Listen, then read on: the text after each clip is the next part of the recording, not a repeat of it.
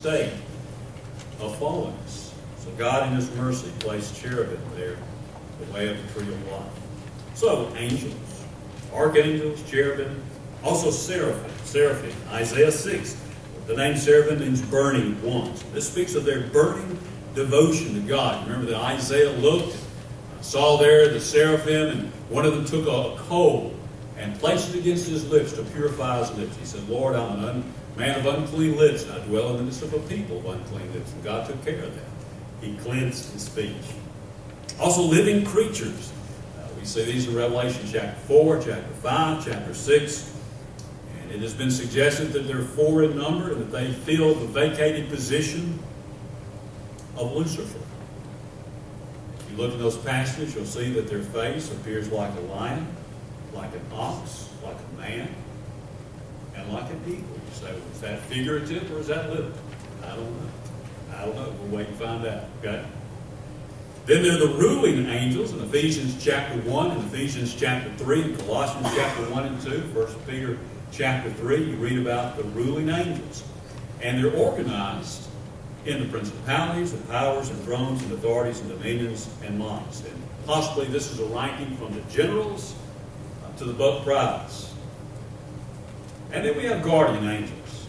Guardian angels. We'll look these scriptures up because a lot of people have questions about the guardian angels.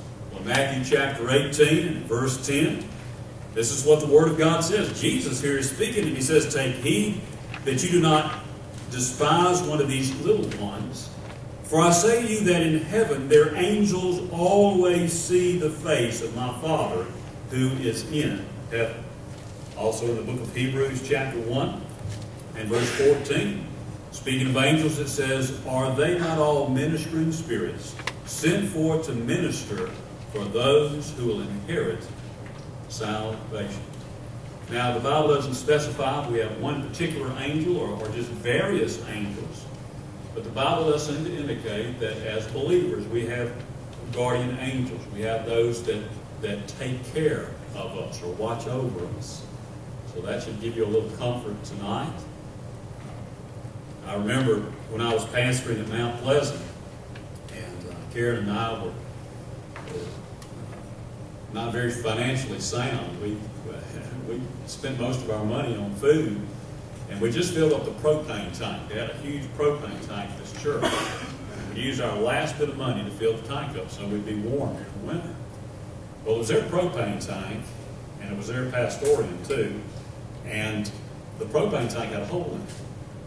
And all $300 of propane that we put in there, and that was a lot of money back in the early days. Still is a lot of money. Every bit of it leaked out. The next morning it was 17 degrees inside the house. And we didn't have any money. And I remember that we were doing the best we could to stay warm by a fireplace. And there was a guy that showed up. I was out in the garage one day, and a fellow showed up. I have no idea who he was or where he came from. He showed up, and he handed me something. And I said, what is this for? I still remember the conversation to this day. I can't remember what he looked like, but he handed me something, and it was cash money. He put it in my hand. He wasn't in the church that I pastored. I said, what is this for? And his words were, from my heart to yours. Well, folks, I turned around, and I have to tell you, I don't know where he went. Now, I'm not saying he's an angel. I don't know, but in my life, he certainly was an angel because we were about to starve to death. And this person, whoever it was, certainly was a messenger of God for our family and took care of us. And I think God oftentimes does that. I think we'd be surprised how many times that we as believers we have run into angels and we're just totally unaware. Do you believe that? I think the Bible is very clear about that. I think the Bible does tell us that actually does happen. That brings us to the last point, and I want to talk to you about the operation or objective of angels. Jacob in Genesis chapter 28 learned that these angels have an earthly function, not just a heavenly function, but an earthly function. Let me give you about, several ways. Let's see, 1, 2, 3, 4, 5, 6, 7, 8. Let me give you 8 ways that angels function in this realm. Number 1, protection. Protection. We just mentioned one way in Genesis chapter 3, protecting the way to the tree of life. Well, let me give you another one. Remember the passage over in 2 Kings chapter 6? I'm going to turn there and read it to you. 2 Kings chapter 6 and beginning in verse 15. Maybe you'll read this tonight as your devotion. It says, "And when the servant of the man of God arose early and went out, there was an army surrounding the city with horses and chariots. And his servant said to him, Alas, my master, what shall we do? So he answered, Do not fear, for those who are with us are more than those who are with them.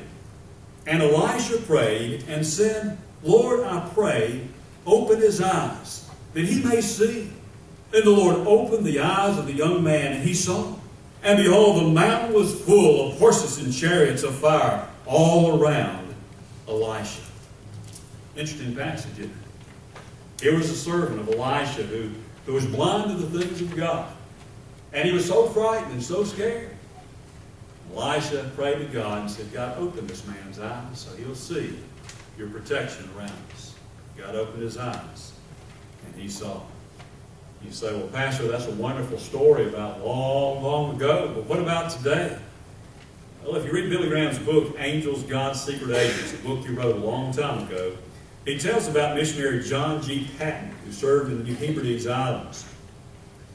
It was a new ministry for John Patton and his wife, and it was in a very difficult area. Many of the missionaries that had preceded them had been abused, and some of them had been killed.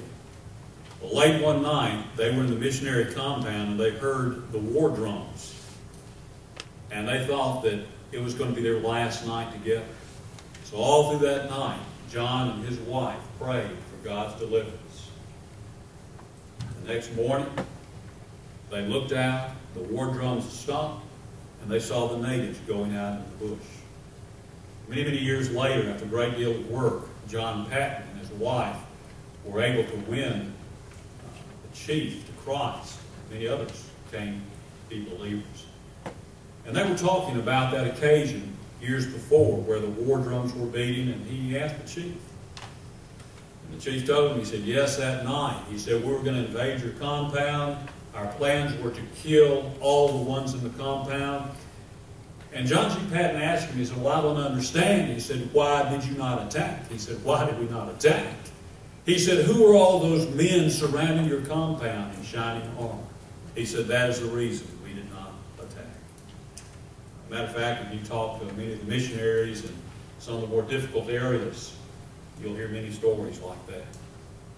Not just protection, but also angels bring praise. Bring praise. Revelation 5, verses 11 through 12. Isaiah 6, as the angels cried out, holy, holy, holy is the Lord of hosts. The whole earth is full of his glory. Remember the seraphim called that out. The Bible seems to indicate that the angels sang prior to the fall in Job 38. And the book of Revelation, they'll sing once again after the redemption of the world. Well, so far as we can tell, angels now don't sing. They call out glory and praise to God. But so far as the Word of God seems to indicate, they're not singing. But they will again. They will again when this old sin-stained planet is redeemed. So protection, praise. Also proclaim. They proclaim or prophesy. The word angel is the Greek word angelos. That's the Greek word. Malachi is the Hebrew word. Both mean messenger. And in Luke 1, Zacharias was told of the birth of John the Baptist. In Luke 1 also, Mary was told. In Luke 2, the shepherds received the message from the angels. So angels oftentimes proclaim, they prophesy, they bring forth a message from God. Also, they personify. They personify. In Hebrews chapter 13 and verse 2, the Word of God tells us this. Do not forget to entertain strangers, for by doing some have unwittingly entertained angels. Understand that? Well, let me read it again in case you didn't. Do not forget to entertain strangers, for by so doing some have unwittingly, that is without knowledge, entertained angels. Oftentimes, angels take on human form, and the Bible indicates that sometimes we may entertain them unaware that they indeed are angels. We see that in Genesis chapter 18. Abraham has 3 visitors. In John 19, Lot brings 2 angels into his home. As a matter of fact, in Acts chapter 12, Peter